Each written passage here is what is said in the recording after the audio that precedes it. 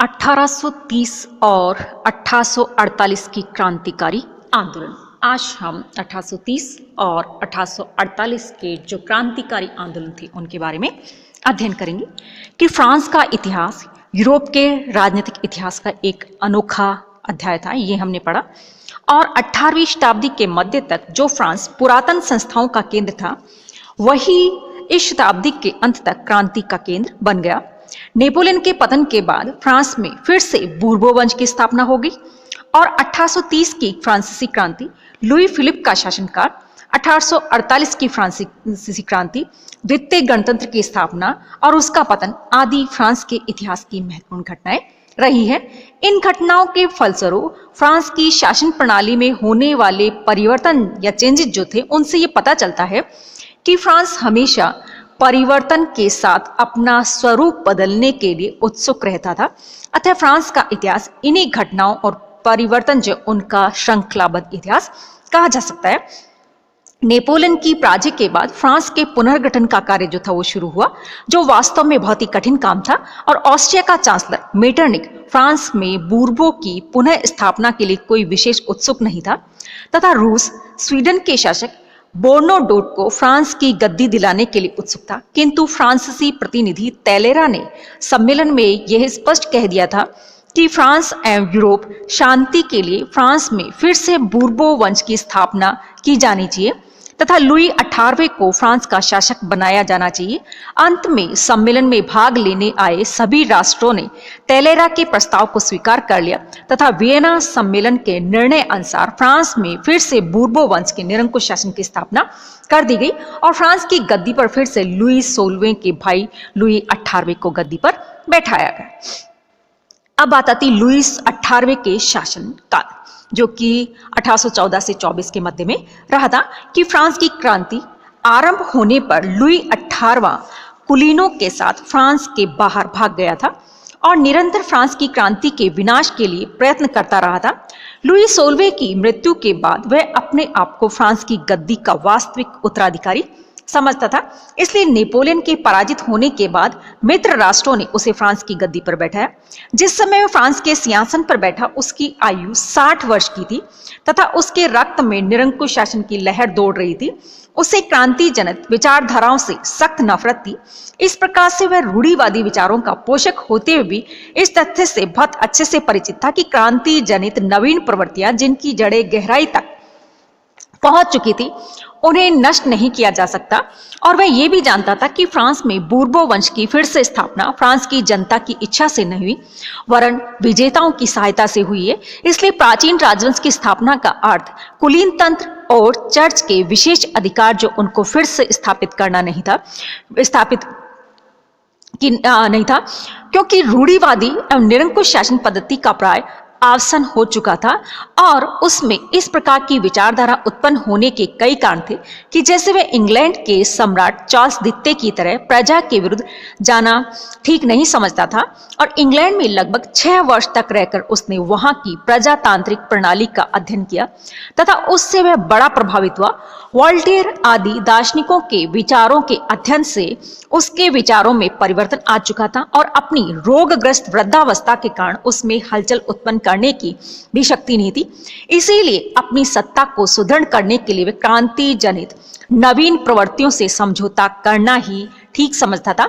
इन्हीं कारणों से उसने नेपोलियन द्वारा स्थापित संस्थाओं जैसे नेपोलियन कोड, धार्मिक सुधारों के नियम, विश्वविद्यालय की व्यवस्था आदि को वैसे के वैसे ही बनाए रखा। अगला आता है संवैधानिक आज्ञा पत्र। कि अपने शासन को लोकप्रिय बनाने के उद्देश्य से 2 जून 1814 को उसने एक आज्ञा पत्र की घोषणा की और इस घोषणा के द्वारा संवैधानिक राज सत्ता की स्थापना की गई। घोषणा पत्र में क्रांति के द्वारा उत्पन्न प्राय सभी सिद्धांतों को स्वीकार कर लिया गया और फ्रांस में इंग्लैंड के समान उत्तरदायी मंत्रिमंडल तथा 2 सदनों की व्यवस्थापिका सभा की व्यवस्था की गई।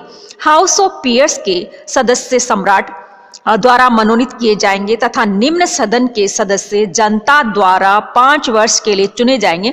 मत देने का अधिकार केवल उन्हीं को दिया गया जिनकी आयु कम से कम 30 वर्ष हो तथा राज्य को कम से कम 300 फ्रैंक वार्षिक कर देते हो।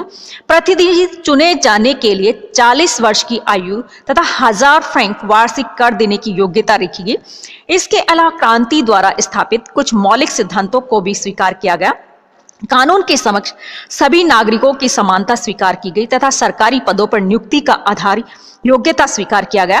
सभी धर्मों के लोगों को धार्मिक स्वतंत्रता दी गई तथा कैथोलिक धर्म को राजधर्म के रूप में स्वीकार कर लिया गया और समाचार पत्र जो थे उनके ऊपर लगे हुए सभी प्रतिबंध जो उनको भी हटा लिया गया और जनता को यह आश्वासन भी दिया गया कि किसी भी व्यक्ति को पहले की तरह कानूनी प्रक्रिया के विरुद्ध गिरफ्तार नहीं किया जाएगा। संवैधानिक आज्ञा पत्र में यह भी स्पष्ट कर दिया था कि सभी कानूनों को पारित करने की शक्ति सम्राट के पास होगी।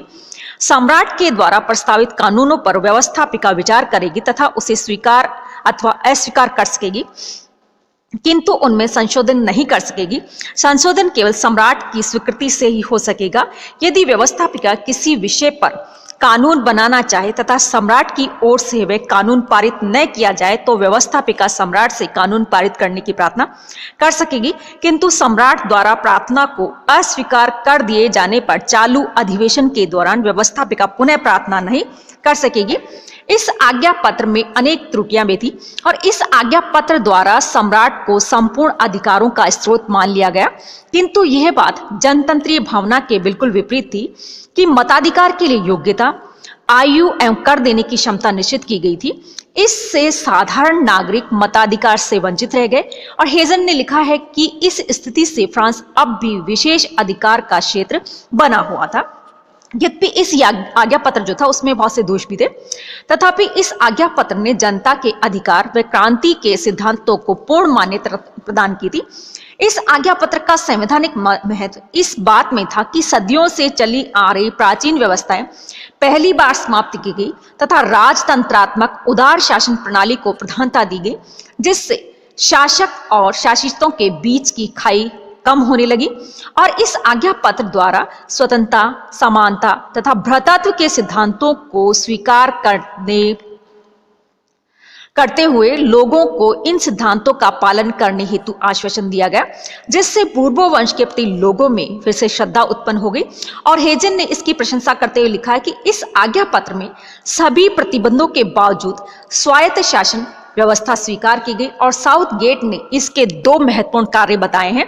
पहला तो ये कि उसने क्रांति को तथा नेपोलियन युग की अनेक विशेषताओं को कम से कम ऊपरी रूप से स्वीकार कर लिया।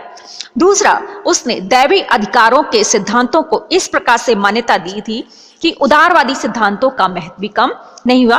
यद्यपि स्वयं लुई 18वां बदले की भावना से दूर रहकर आज्ञा पत्र के अनुसार शांतिपूर्वक शासन करना चाहता था, किंतु उसके दरबार में ऐसे विशेष अधिकार युक्त लोगों का प्रभाव बढ़ता जा रहा था जिन्हें क्रांति काल में उनकी संपत्ति से वंचित कर दिया गया था तथा जिन्हें अपनी प्राण रक्षा के लिए विदेशों की ओर भागना पड़ा। इसके अलावा फ्रांस में उस समय तक अनेक राजनीतिक दल बन चुके थे जिनकी विचारधाराएं एक दूसरे से भिन्न भिन्न थी, अतः राजनीतिक प्रश्नों पर उनमें मैतक्य होना संभव नहीं था और लुई 18वें ने जो आज्ञा पत्र प्रसारित किया उसके संबंध में भी उन राजनीतिक दलों के विचारों में भिन्नता रही थी।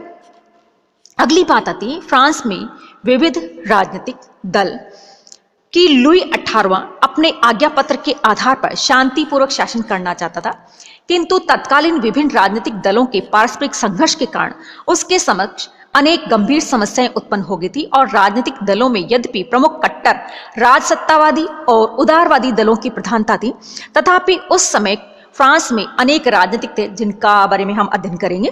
तो इस प्रकार से जो फ्रांस का शासक जो था वो तो बहुत शांतिपूर्वक करना चाहता था शासन, लेकिन जो दूसरे राजनीतिक दल थे उन्होंने उसके सामने कड़ी कठिनाइयां जो उत्पन्न कर दी थी, जिसमें पहला दल आता है कट्टर राजसत्तावादी दल कि इस दल में वे सभी सामंत और पादी थे जिन्हें की क्रांति काल में अपने देश को छोड़कर भागना पड़ा और इसका नेतृत्व सम्राट का भाई काउंट आत्वा कर रहा था और ये लोग घोर प्रतिक्रियावादी थे तथा सम्राट से भी अधिक कट्टर राजसत्तावादी थे। इस दल का कार्यक्रम क्रांति से बदला लेना तथा पुरातन व्यवस्था को फिर से स्थापित करना था। राजसत्ता और चर्च के साथ सहयोग इस दल की नीति का मुख्य आधार रहा था और इस दल के लोग क्रांति से बहुत ज्यादा नाराज थे। अतः उन्होंने सम्राट को यह समझाने की चेष्टा की कि क्रांति के कारण ही उसे फ्रांस से भागना पड़ा था, अतः उसे संवैधानिक आज्ञा पत्र को रद्द कर देना चाहिए तथा प्राचीन संस्थाओं की फिर से स्थापना करनी चाहिए। उन्होंने सम्राट को यह भी सलाह दी कि जिन व्यक्तियों ने उसके भाई लुई 16वें को प्राणदंड दिया उन सभी को बंदी बनाए तथा जिन व्यक्तियों ने नेपोलियन के अधीन शासकीय पद ग्रहण किए उन्हें देश से निर्वासित कर दिया जाए। यद्यपि समय के प्रभाव को देखते हुए सम्राट ने उनकी सलाह नहीं मानी, फिर भी इस दल ने शासन यंत्र पर शीघ्र ही अपना प्रभाव स्थापित कर लिया था।